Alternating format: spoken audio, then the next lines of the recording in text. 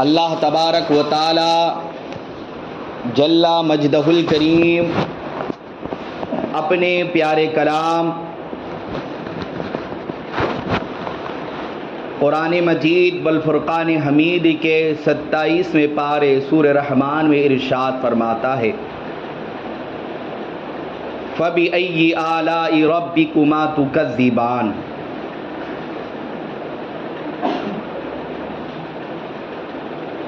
کہ اے جن اور اے انسانوں، تم رب کی کون سی نعمت کو جھٹلاؤ گے؟ اور اللہ تبارک و تعالی جل مجدہ الکریم نے اس سورت شریفہ میں اس آیت مبارکہ کو 31 مرتبہ ذکر کیا، ارشاد فرمایا، بار بار اللہ تعالی جل مجدہ الکریم نے اپنی نعمتوں کا ذکر کیا، پھر اس کے بعد اس آیت کریمہ کا ورد کیا، ذکر کیا کہ تم اپنے رب کی کون سی نعمت کو جھٹلاؤ گے۔ یہ ہدایت کا اور ارشاد کا بہترین اسلوب اور بہترین طریقہ ہے کہ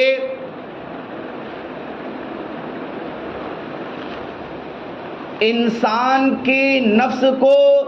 تنبیہ کرنے کا اور اپنی نعمتوں کو یاد دلانے کا اور اس آیت کریمہ کے ذریعے انسان کو نفس کو شرم دلانے کا اور انسان کون سی نعمتوں کو جھٹلا رہا ہے یہ بتانے کا، اور اس آیت کریمہ کے ذریعے انسان نفس اپنے جرموں اور ناشکری پر حال معلوم کر لیتا ہے کہ اللہ تبارک و تعالی جل مجدہ الکریم کی کیسی نعمتوں کا میں انکار کر رہا ہوں، جھٹلا رہا ہوں، اور اس کی ناشکری میں اور اس کی نافرمانی میں مبتلا ہوں۔ پیارے آقا صلی اللہ تعالی علیہ وسلم اس آیت مبارکہ کے متعلق ارشاد فرماتے، حدیث ہے، حدیث کیا فرماتے ہیں کہ میں نے اس سورہ رحمان کو جن مخلوق کے سامنے پڑھا، تلاوت کی، کیا فرماتے ہیں پیارے آقا، اس سورہ مبارکہ کو میں نے جس وقت جنوں کے سامنے پڑھا اور میں پڑھتا گیا، اور آقا دو جہاں صلی اللہ علیہ وسلم ارشاد فرماتے ہیں کہ وہ تم سے اچھا جواب دیتے تھے۔ جب بھی میں اللہ تعالیٰ کی اس آیت بینہ کا تذکرہ فرماتا، ذکر کرتا، جب بھی آیت پڑھتا فَبِأَيِّ آلَاءِ رَبِّكُمَا تُكَذِّبَانِ، تو جن جواب دیتے، پیارے آقا صلی اللہ علیہ وسلم ارشاد فرماتے ہیں کہ جن اس طرح جواب دیتے کہ اے ہمارے رب، ہم نے تیری کون سی نعمت کو جھٹلایا، ہم تجھے حمد کرتے ہیں، ہم تیری حمد بیان فرماتے ہیں، اے اللہ تعالیٰ تو ہماری مدد فرما۔ یعنی پیارے آقا صلی اللہ علیہ وسلم ارشاد فرماتے کہ جب بھی میں، یعنی 31 مرتبہ جب بھی میں نے اس آیت کریمہ کو پڑھا، اس وقت جنوں کی زبان سے یہی الفاظ نکلا کہ اے ہمارے رب، ہمیں معاف فرما، ہم تیری کسی نعمت کو نہیں جھٹلاتے ہیں، ہم تجھے حمد کرتے ہیں، ہم تیری حمد بیان فرماتے ہیں۔ سبحان اللہ۔ یہ آیت کریمہ کہ اللہ تعالیٰ کی، اپنے رب کی تم کون سی نعمت کو جھٹلاؤ گے۔ ایک مرتبہ تو اللہ تعالیٰ نے ارشاد فرمایا، ایک جگہ آیت اس کا ٹکڑا بیان فرما رہا ہوں، کل یوم ہوا فی شان، ہر دن اس کے لیے کام ہے، ہر دن اس کے لیے شان ہے۔ تم اپنے رب کی کون سی نعمت کو جھٹلاؤ گے؟ جب بادشاہ نے اس آیت کریمہ کو سنا کہ ہر دن اللہ تبارک و تعالیٰ کے لیے ایک شان ہے، کام ہے، ہر دن، ہر روز اور تم اپنے رب کی کون سی نعمت کو جھٹلاؤ گے؟ تو وہ بادشاہ سوچ و فکر میں پڑ گیا،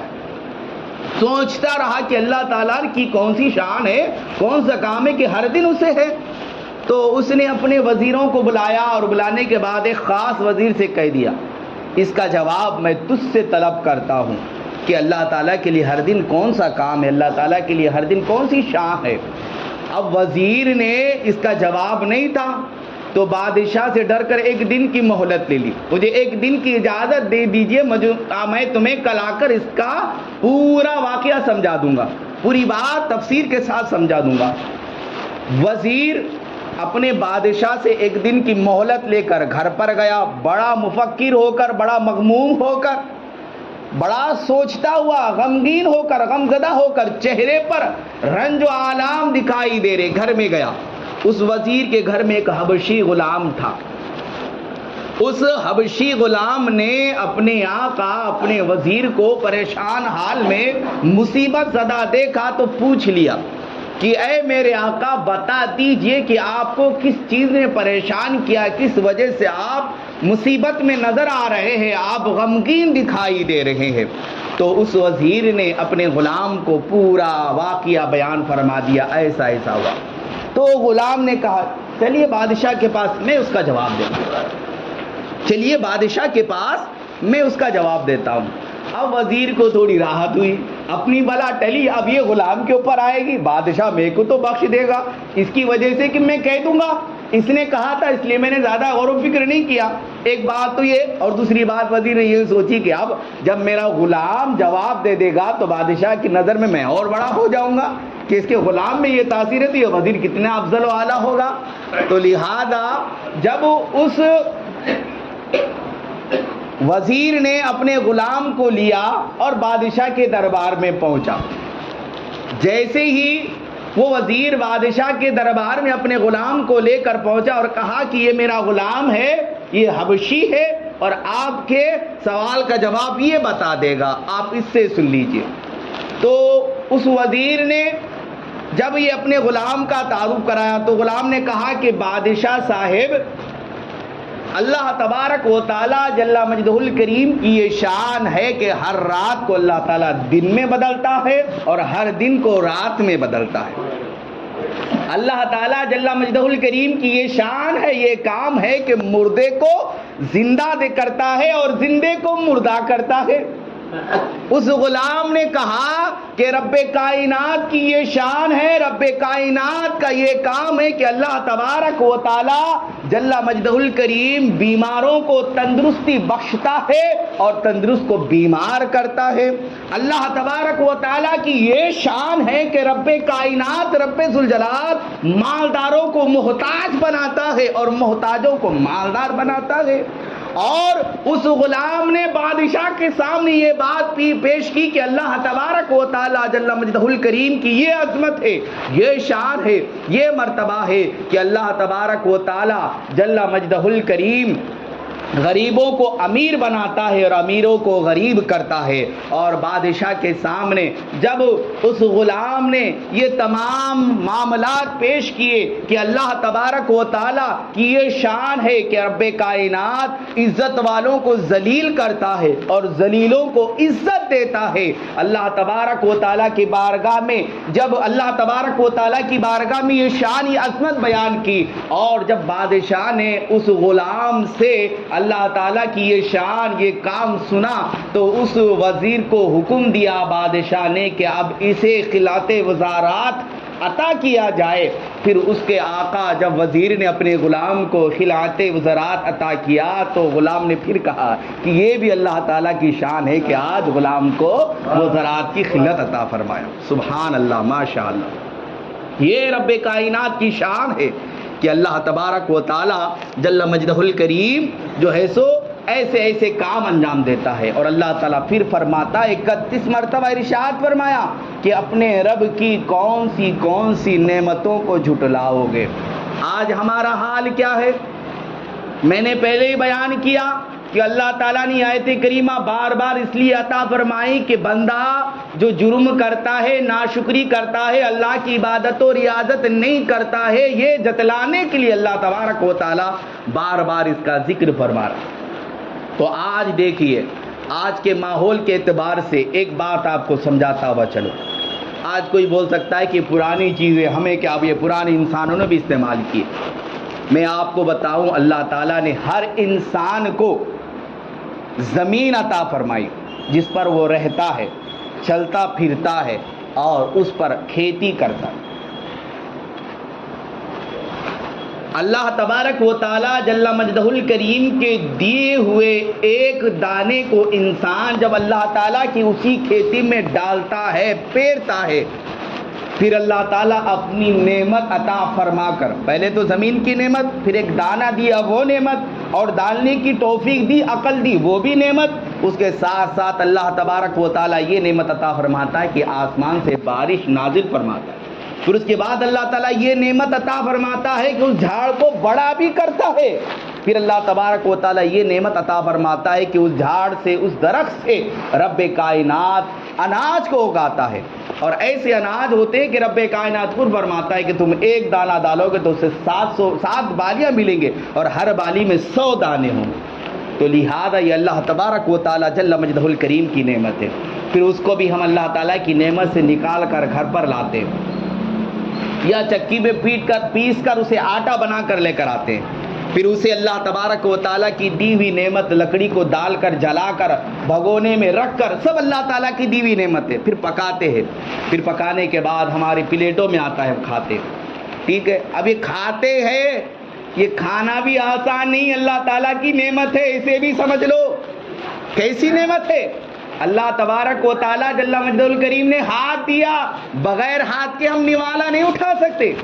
یہ اللہ تبارک و تعالیٰ کی نعمت ہے کہ ہم پلیٹ میں سے نوالے کو اٹھا رہے ہیں،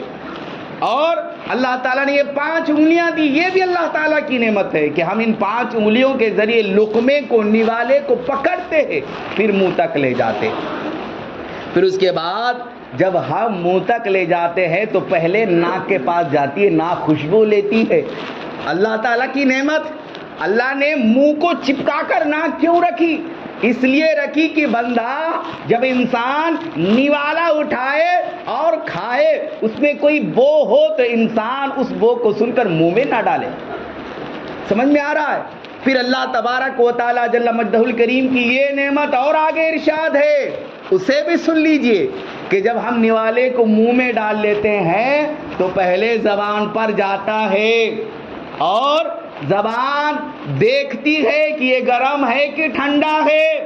اور زبان کو پتہ چل جاتا ہے کہ یہ تیز ہے کہ پھیکا ہے کہ کڑوا ہے کہ میٹھا ہے۔ اس کے ساتھ ساتھ زبان یہ بھی بتا دیتی ہے کہ یہ نرم ہے کہ سخت ہے۔ یہ اللہ تعالیٰ کی نعمت۔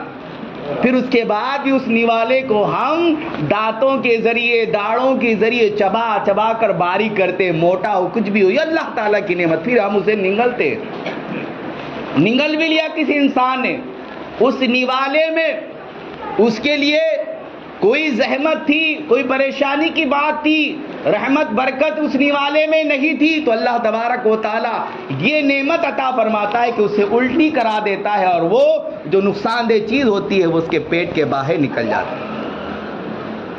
اللہ تبارک و تعالیٰ جل مجدہ الکریم کیسی کیسی نعمت سے نواز رہا ہے۔ ایک نوالا، پلیٹ پر کھانے کی بات نہیں کر رہا ہوں، ایک نوالا بھی ہم اللہ تبارک و تعالیٰ جل مجدہ الکریم کی رحمتوں، عنایتوں، برکتوں اور نعمتوں کے بغیر نہیں کھا سکتے۔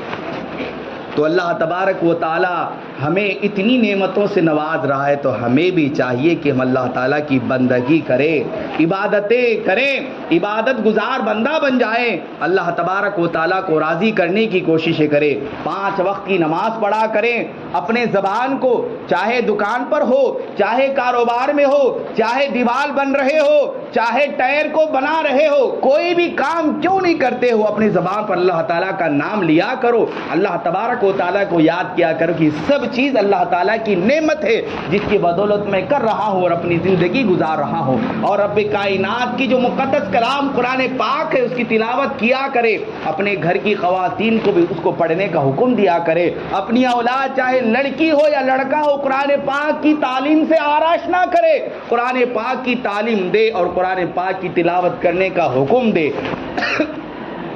اے مسلمانوں, آج ہمارا یہ حال ہو گیا کہ ہم اتنی نعمتوں کو اپنے دامن میں سمیٹتے ہوئے رب کائنات کے ذکر سے غافل ہے. ہم اللہ تبارک و تعالیٰ کا ذکر نہیں کرتے, اللہ تبارک و تعالیٰ کا شکر بجا نہیں لاتے. ہم ہفتے میں 8 دن میں ایک مرتبہ ایک ٹائم کی نماز کو آ جاتے ہیں اور یہ سمجھتے ہیں کہ میں نے بہت بڑا کام کر لیا. اے مسلمانوں, 5 وقت بھی نماز پڑھ کر ہم نے اللہ تبارک و تعالیٰ کا بھی صحیح سے فریضہ انجام نہیں دیا کہ اللہ تبارک و تعالیٰ ہمیں دن میں کتنی سانس عطا فرما رہا ہے. آج کسی انسان کو آکسیجن کی ضرورت پڑے, 1 سلنڈر لگاؤ